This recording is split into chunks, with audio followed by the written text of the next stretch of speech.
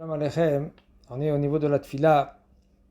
On n'a pas le droit de s'arrêter au milieu de tfila, mais si par exemple il est obligé de s'arrêter, il est obligé de, par exemple, il attend l'alerte, ou il y a quelqu'un il a fait des petits besoins à côté ou des gros besoins à côté, il faut que maintenant, il faut qu'il nettoie, ou il change d'endroit.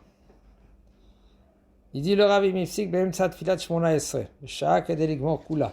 S'il s'est arrêté et il a dépassé le temps de faire toute la Amida, par exemple si ça lui prend 7 minutes, et lui, le temps qu'il a nettoyé, le temps qu'il est parti ou il est parti dans le mamad, ou il est parti, peu importe autre, et pour continuer cette fila, ça l'a pris plus que 7 minutes. Ben Shivsik, peu importe pourquoi il s'est arrêté, Be'ones, faute casse majeure, ou par exemple avec volontairement, ou par exemple il s'est arrêté, il a parlé, ou il s'est arrêté, même il n'a rien dit. Ken, Hoser les roches atfila, il est obligé de refaire toute la Amida. C'est-à-dire il a commencé, il s'est arrivé à Shomer à Tefila, tout d'un coup, il est obligé de chercher un autre endroit pour prier. Et là, il a passé 7 minutes. Maintenant, qu'est-ce qui se passe? Il faut qu'il refait toute la Hamida. Et sinon, passer 4 minutes, alors là, qu'est-ce qui se passe? Il est obligé maintenant de continuer. Il doit continuer parce qu'il n'a pas passé les 7 minutes. Il dit le Rav. Va'afilu ta'a ve'imshir betfilato. Même s'il s'est trompé, et il a continué. Ça veut dire que lui, maintenant, après 7 minutes, qu'est-ce qu'il a fait? Il a continué cette fila. 7 minutes, 8 minutes, 10 minutes. Il est parti aux toilettes obligé, par exemple. Il est parti aux toilettes, il est resté là-bas. Il avait, par exemple, la diarrhée, par exemple.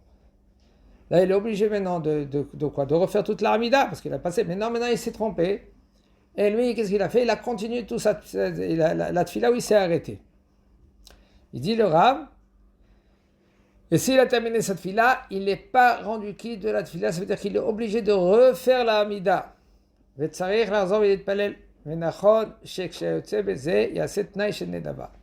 C'est bien et c'est conseillé de faire une condition.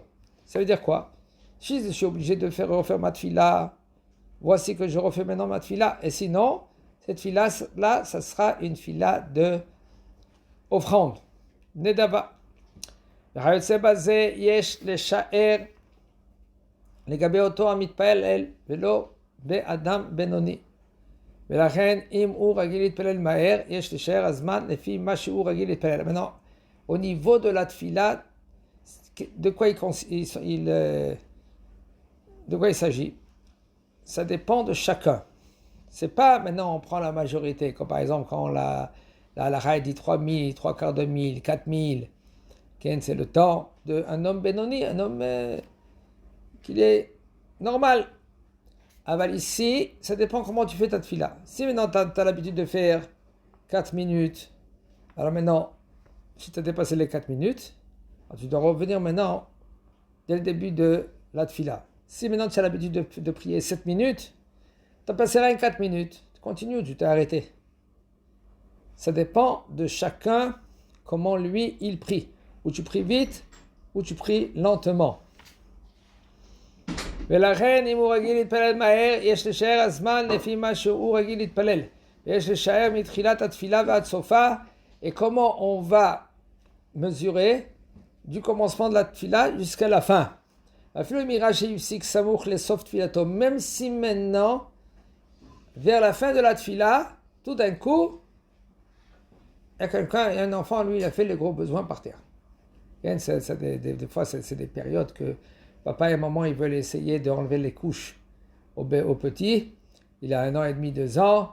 Alors, on va commencer. Et le petit, maintenant, il veut vite courir aux toilettes. Il dit, oh, mais c'est bien de prier à la Beth Knesset. Il faut tout le temps prier à la Beth Knesset. Maintenant, Hashem Siman Tov, Mazal Tov. La femme, elle est partie accoucher. Et lui, il est à la maison avec le petit. Alors, il doit prier à la maison. Il n'a pas le choix. Il ne va pas prendre maintenant le petit, il va peut-être Ken, à la Beth Knesset, il va faire trébucher tout le monde, il va crier, il va pleurer. Ken, c'est très fréquent, il y en a qui veulent bien faire. Ça ne s'appelle pas de bien faire. Pourquoi? Parce que tu perturbes tout le monde. Si maintenant tu peux être en dehors de la Beth Knesset et tu peux mettre ta tête, Ken, et on parle maintenant qu'en plus c'est plus fréquent en Eretz Israël, c'est faisable. Et tu mets la poussette dehors, et tu pries dehors, et tu mets la tête dedans, et là tu pries avec le minyan. C'est bon, c'est considéré que tu pries avec le minyan. Sinon, prie à la maison, tu n'as pas le choix. Maintenant, tu te trouves à la Hamida. À la fin de la Hamida, tout d'un coup, le petit, il a fait des gros besoins. Tu ne peux pas continuer. Tu es obligé de nettoyer. Vaya mahanecha kadosh. Donc, quand il doit être kadosh, ça veut dire que tu dois nettoyer. Après que tu as nettoyé, tu mets les tefilines un peu de côté, là, comme ça. Tu couvres tes tefilines avec le talit. Et là, tu nettoies. Et là, tu continues. Si maintenant tu as 4 minutes, 6 minutes et demie.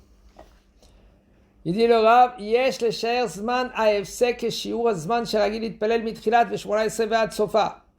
Qu'est-ce qu'il doit faire? Il doit répéter toute la Hamida, même que c'est vers la fin de la Hamida, 6 minutes et demie, il doit répéter maintenant tout. Vedavka le'inyan filat choser les roches shesha'a kedei ligmor et kula.